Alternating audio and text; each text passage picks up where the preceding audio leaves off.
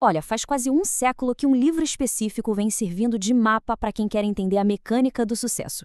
Hoje a gente vai mergulhar a fundo na fórmula atemporal de Quem Pensa Enriquece, do Napoleão Hill. Vamos desvendar juntos aqueles princípios que literalmente transformaram inúmeras vidas. E tudo isso começou com um desafio. E que desafio? Pensa só. Início do século XX, Andrew Carnegie, um dos caras mais ricos do planeta na época, vira para um jovem jornalista, um tal de Napoleon Hill, e lança essa proposta. E não era um conselho qualquer não, era tipo uma missão de vida, uma daquelas que definiria todo o futuro do Hill e criaria um legado gigantesco. E não é que o Hill topou? Ele dedicou os 20 anos seguintes da vida dele a isso, entrevistando e estudando as mentes mais brilhantes daquela geração. Ele não estava procurando sorte nem coincidência. O que ele queria era encontrar um padrão, sabe? Uma filosofia de sucesso que qualquer pessoa pudesse usar. E o que ele descobriu? Bom, tudo começa com um ponto de partida único e muito, muito poderoso. Então vamos lá. O primeiro princípio, e talvez o mais importante de todos, é a diferença entre um simples querer e um desejo ardente. Não é só vontade, é uma obsessão, uma coisa que toma conta dos seus pensamentos. E para a gente entender isso de verdade, nada melhor do que uma boa história. Vamos conhecer a história de um cara chamado R.U. Darby. Imagina a cena. Auge da corrida do ouro nos Estados Unidos. Ele e o tio dele foram pro oeste, com aquele sonho grande de achar uma fortuna. E olha, por um momento, parecia que eles tinham conseguido mesmo. Eles acharam ouro. A empolgação, vocês podem imaginar, foi lá no teto. Todo aquele trabalho duro parecia que ia valer a pena. Mas aí, de repente, o veio de ouro sumiu. Simplesmente acabou. Eles cavaram mais um pouco e nada. A mina parecia ter secado por completo. Aquela derrota, mesmo que temporária, foi o fim da linha para eles.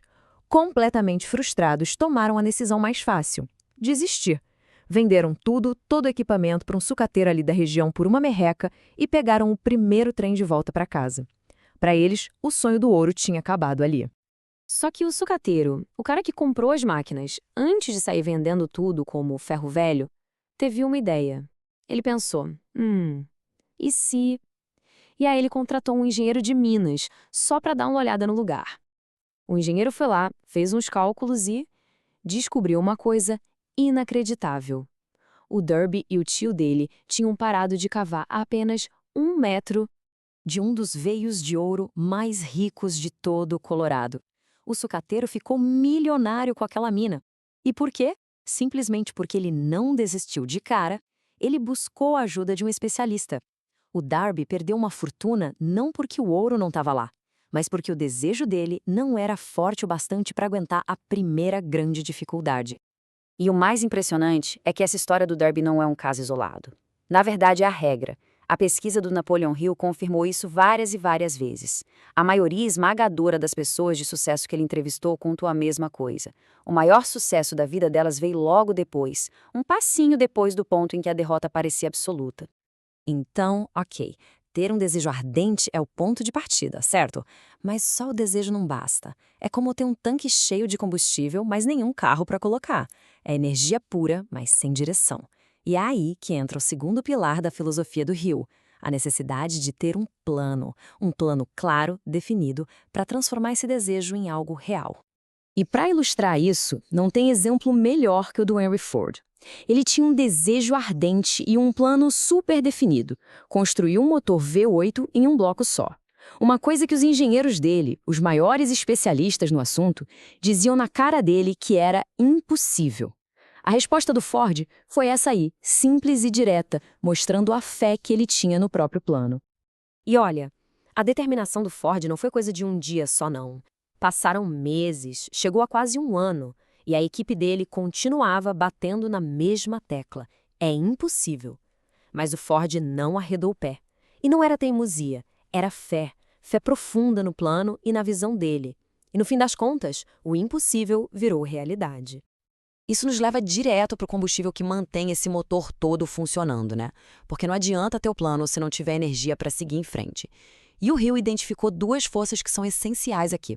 A persistência, que a gente acabou de ver no caso do Ford, e um outro conceito muito poderoso, o de mastermind. Tá, mas o que é esse tal de mastermind? Pensa assim, é como um multiplicador de poder cerebral. É a ideia de que quando 2 ou mais mentes se juntam em harmonia com o objetivo em comum, algo mágico acontece. Uma terceira mente, uma mente mestra, é criada a partir dessa união. Uma mente muito mais poderosa que a soma das partes. Simplificando ao máximo, é pura sinergia. É por isso que Henry Ford, Thomas Edison e Harvey Firestone, por exemplo, se encontravam sempre. Não era só amizade. Eles formavam um mastermind. Essa aliança não só gera ideias novas, mas cria uma rede de apoio, de cobrança mútua, que é fundamental para superar as dificuldades. O poder do grupo impulsionou o sucesso de cada um deles. A lição aqui é clara: ninguém chega ao topo sozinho. E no fim, tudo isso que a gente viu, o desejo ardente, os planos definidos, a persistências, as alianças de mastermind, tudo converge para um único ponto: a grande tese do livro, que é a seguinte: o verdadeiro campo de batalha, mas também o verdadeiro parquinho de diversões onde tudo é criado, é a nossa mente. E isso leva a gente a uma pergunta fundamental que o Hill propõe. Pensa bem. No mundo cheio de coisas que a gente não controla, cheio de incerteza, de forças externas, qual é a única coisa sobre a qual uma pessoa tem controle absoluto e total? A resposta é de uma simplicidade que chega a ser genial. A única coisa que qualquer um pode dominar por completo, se decidir fazer isso, é o que acontece aqui dentro, os próprios pensamentos. E esse, no fim das contas, é o segredo da tal chave mestra do Carnegie. O nosso estado mental dominante é o que determina o resultado. E atenção, isso não é papo de pensamento positivo vazio, não. É sobre cultivar uma consciência de sucesso de verdade, tão profunda que ela influencia cada plano, cada ação e, principalmente, cada reação a uma derrota temporária. E assim, todo o estudo do Rio nos deixa com um último desafio. Uma escolha que, na verdade, precisa ser feita a todo momento. Se o pensamento é a semente de tudo que a gente constrói na vida, que tipo de pensamento será escolhido para dominar a mente hoje? Essa escolha, como Napoleão Hill mostrou, talvez seja a única coisa que realmente importa.